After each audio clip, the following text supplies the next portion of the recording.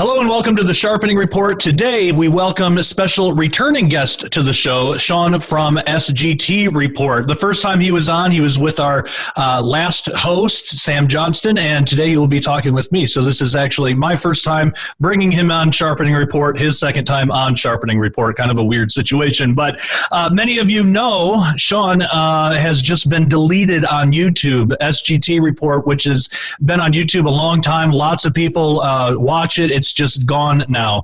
Sean, I wish we were meeting under better circumstances. How are you doing?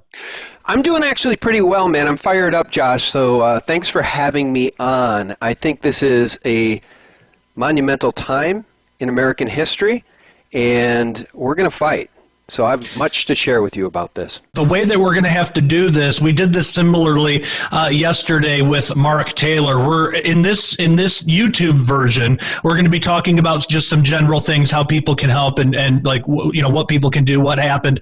But in the members only section, which we're going to get to as fast as possible for members of Daily Renegade, that one we can actually be a lot more candid and we can talk about whatever we want, because that is specifically at dailyrenegade.com. If people want to go get a membership, go ahead and do it. We have to do it that way because it's the only way that we can ensure that we're not going to be censored. So head on over to dailyrenegade.com. There you'll get the full uncensored, unedited, just completely full interview where you can really get all of the information. But we wanted to do at least something for YouTube to let people know what is going on. So tell us a little bit about your channel. And again, in the members only section, we'll talk about what actually, what you released on there that got it deleted in specifics. But, clearly we can't do it here on YouTube. So just kind of generally, what kinds of things did you discuss? Why did YouTube find it to be such a threat? And what reasons did they give for deleting your channel? Well, I'll tell you what. Here, let's start here because I want you to understand, I said we're ready to fight. I want you to know that on October 15th, Josh, Google, without warning or cause, suspended, which is essentially terminating, right? Suspended means the channels are still out there, but they're not live, right? They say terminated if people go and try to find our content. But it wasn't just me. It was dozens and dozens and dozens of channels in the political space, in the news space. X22 had both channels of his taken down. SGTRep0rt, I have two channels, one with 630-some thousand subs and a backup channel with 107,000 subs. Neither of those channels had strikes. They were in good standing, and they were both taken down on October 15th.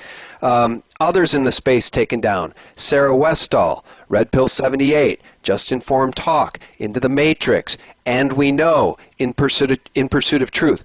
It goes on and on and on. The list is long. Many of these channels, most of these channels, had no strikes. So when you ask, what was the content? Why did they take you down? We don't know.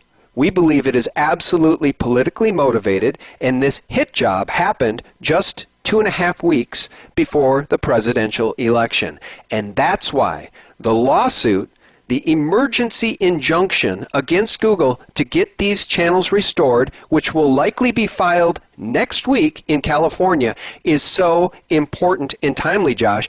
It is so important because they did this right before the election, which is why we have a window of opportunity to file an emergency injunction against Google for this clear-cut political hit job.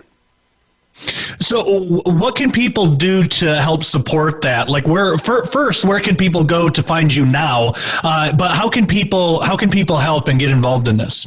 Well, I'll do a screen share right here, and I thank you for asking that. We have raised in the past couple of days nearly $77,000 of essentially what we need is $125,000 to file this thing in the 9th Circuit, most likely in California this coming week. I can't give too many more details than that, but we could really use people's help over at GoFundMe Support Big Tech Whistleblowers. It's really, really important. I'll stop the screen share, Josh. I just want people to understand. So you've probably seen these comments, Josh, in the comments section. People often say, enough talk. We want action. You've laid out the problems. Give us solutions. This is a chance, folks, for everyone listening to get involved, and we need your help. This action against Google and YouTube is real, it's going to happen, and it's going to be 100% funded through donations. All right? And the people putting their necks on the line are people like me and everybody else that's going to be on this emergency injunction as a plaintiff. All right? We are taking the fight to Google and YouTube, and we need everybody to please help. If everybody listening pitched in $5, we would hit that goal of $125,000 to $130,000 in no time. Yeah, it's definitely important to do, and I'll definitely be helping out as well personally. And I'm asking my audience to go ahead and chip in at the GoFundMe. And this is one big way that we can all gather together and make a big difference against this stuff that we all hate, we all complain about. But here's something that we can actually do. So thank you for sharing that. About censorship in general, we've been seeing so much of this. I had my main channel deleted about a year ago, and even about 3 years ago, I started seeing my subscribers just kind of plateau. It was rising like any normal channel does, and then just dead out of nowhere. And I wasn't changing my content. Nothing else changed. So we've been seeing a lot of this kind of stuff. Do you think it's going to continue to get worse? Or generally speaking, besides the GoFundMe, is there something else that we can do to fight against this? How do we push back against lawmakers and push back against social media companies? This lawsuit is a great way to start. But what do you see more of this coming on? What do you see coming both in the near future and in the years to come? Well, I think this is a line in the sand, and I think it's an important case that we're trying to take here against Google, because they have overstepped their boundaries. They've overstepped themselves in regards to Section 230, right? Big Tech likes to hide behind Section 230 and argue that Section 230 gives them the right to take down anything that they deem harmful. And our attorney, Chris Armenta, who is a 25-year attorney, she is one of the top 100 attorneys given awards in California for being a top 100 attorney in California, specifically in the area of civil rights, and she has litigated against Google. She's very experienced. I have some sound bites from her I would like to play for you at some point during this interview. But she's made the case that under Section 230, the Ninth Circuit has been real clear at this point, saying that does not give Big Tech immunity against anything they want. Look, it doesn't give Big Tech the right to take down anything they deem harmful. And under Section 230, what it was designed for, believe that, you ready for this? I think, by the way, do you know what I think the common thread is between all the channels that were taken down, Josh? What's that? It wasn't or anything like that, like the mainstream media would have people believe. It was that every single one of the channels that was taken down has fought against, publicized, and spread the word about rampant trafficking. That's the common link. And here's the crazy part. Section 230 was put into place decades ago to prevent child. It allowed, well, Google didn't exist at the time, neither did YouTube, but it allowed platforms to remove obscene, lewd, lascivious, filthy, and excessively violent content or otherwise objectionable content. All right? You know what that is. You understand what that content is. That's not political speech. All right? If I'm reporting about the Biden emails, well, Google might call that otherwise objectionable, but the Ninth Circuit is saying, no. It has to be obscene, lewd, lascivious, filthy, or excessively violent, or otherwise objectionable. So, otherwise objectionable is not a catch-all for Big Tech to remove anything they don't like. No. It has to be a like thing. It has to be obscene, lewd, lascivious, filthy, or excessively violent. And that's not what political speech is. So, reporting about emails, which I have been doing before my channel got taken down, is political speech.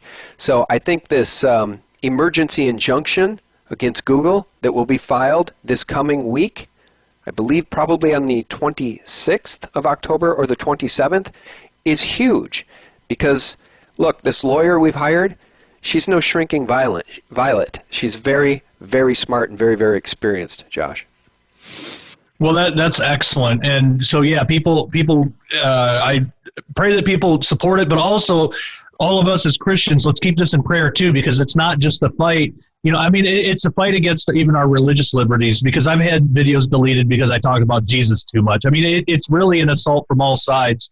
And we're going to see more and more and more of this if we don't do anything. So I really am happy to hear that you're doing something about it, and there's a lot of people out there doing something about it. I'm definitely asking my audience to do something about it. Well, and you asked, and I didn't answer the question, I realize. You asked, is this going to continue? Is it going to get worse? The answer is yes. If we don't stand up, if we don't take the case to Google, if we don't plead our case in the Ninth Circuit, which, by the way, has really tipped conservative now. The Ninth Circuit used to be the most liberal circuit in the country, but President Trump got some conservative judges in there. So we really stand a chance here to plead our case and actually get justice. And what we want is Google to re-implement, to put back up the channels they illegally took down on October 15th before the election. Because after the election, irreparable harm will have been done to the channels, to the election, and to those who follow those channels to get their news and to have discourse and to, make decisions. That is the argument. That's why this is so important, that we file this before the election.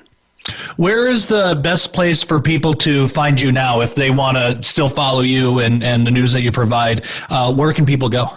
Well, I really appreciate you asking me that, because I don't know how many people know this.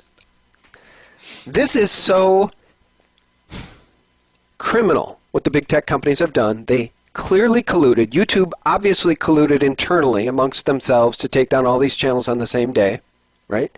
None of the channels had strikes. They were all in good standing. So YouTube is in violation of its own terms of service just for that action. Then MSNBC did a hit piece talking about YouTube, saying they're going to crack down on channels. Well, what's a channel? On channel. All right, that's very subjective. And then my MailChimp account was taken down by MailChimp just a couple of days later, after 3.5-4 years with MailChimp. And then 2 days ago, Patreon, after 3 years of being on their platform, terminated my channel, citing on content and disinformation. Now, I'm going after Patreon too, because what Patreon made the mistake of doing is saying, we took your Patreon page down on content. Well, guess what? The only way I could upload any videos or embed videos on Patreon was by using Vimeo, which banned me 3-4 weeks ago, or YouTube. Well, when YouTube deleted my channels on the 15th, all of the content on my Patreon page went away. None of the videos were playable. So a week later, Patreon says, now we're taking down, your page here because of content.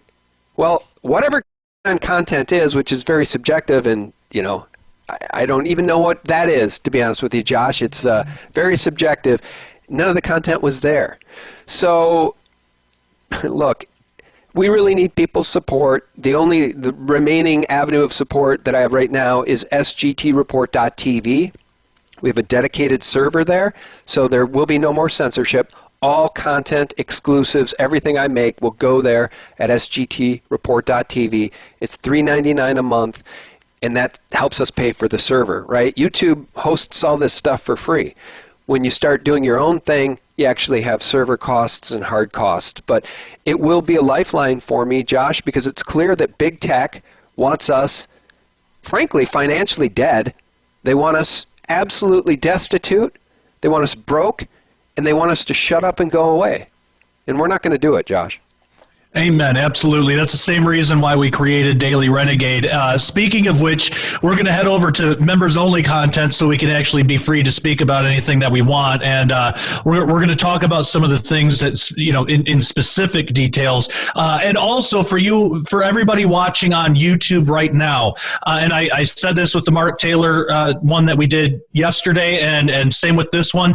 If you're noticing any what sound like audio skips, it's not audio skips. They're done intentionally. intentionally, because even saying somebody's name on YouTube right now can get an entire channel deleted. So if you want the whole interview and you want it uncensored, no issues, nothing cut out, and blame YouTube for that if you're going to blame anybody, head on over to dailyrenegade.com and get a membership. Daily Renegade wouldn't even need to exist if YouTube just played by their own rules, if they were just clear and fair and honest. And, but we've had problems with them. We have to build our own things, and Sean is absolutely right. It does cost money. So head on over to dailyrenegade.com, get a membership. Before we go over to members-only content, Sean, is there any final words that you have for people viewing for free? Well, I just want to thank them. I want to thank them for being engaged. I want to thank them for fighting for, truth and justice, for Christianity, because you're right, YouTube doesn't like Christianity very much. I tell my wife all the time, had my channel been a pro-abortion, pro-Biden channel, I wouldn't be having any problems right now. And I'd be fully monetized. I can guarantee you that. So I just want to thank everybody who still has the ability to critically think, get engaged. Please do support the effort to file this emergency injunction against Google. It's actionable. It's real. It's really going to happen. And we're taking the fight to them, and we could really use everybody's support. So that's GoFundMe, support big tech whistleblowers. You could probably search for it by searching for Zach Voorhees. Zach Voorhees is organizing this fundraiser. He's the Google whistleblower, and he's organizing the fundraiser on behalf of Ryan Hartwig. He was the Facebook whistleblower. This is the real deal, all right? And the attorney, Chris Armenta, is just dynamite. And in the private stuff we're going to do next for your viewers there, Josh, I have some sound bites from her. You'll be amazed. She's very, very, very, very bright. Excellent. Well, yeah, let's get into that for sure. So people viewing for free, we want to thank you so much for your support. And then also, if you're viewing this on YouTube, go in the description. We'll put that link to that GoFundMe, so you can just click on it, and it'll take you right there if you want to support. That would be a big help. Head on over to dailyrenegade.com, get a membership for the rest of this sharpening report, where we don't have to worry about being censored. We don't have to worry about any of that stuff, because we own it. We can talk about whatever we want there. So all that being said, everybody viewing, members, hang on the line. Everybody viewing for free, thank you so much. Take care and God bless.